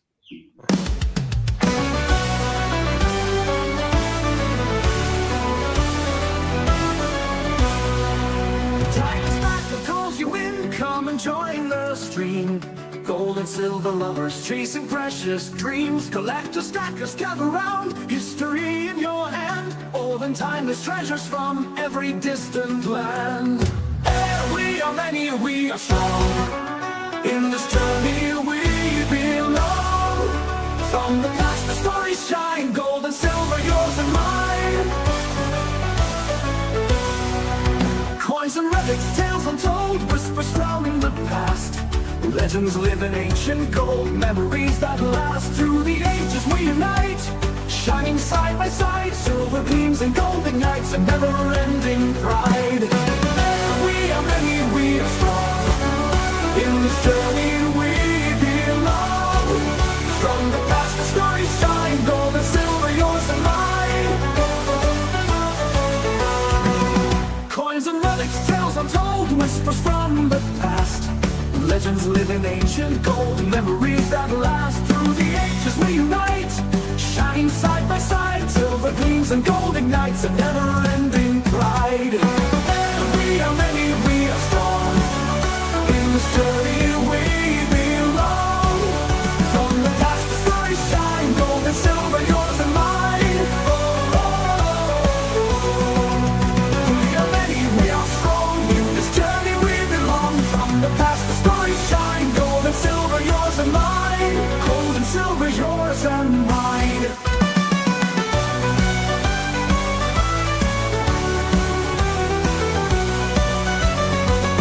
Coins and relics, tales untold, whispers from the past. Legends live in ancient gold, memories that last. Through the ages we unite, shining side by side. Silver gleams and gold ignites, a never-ending pride.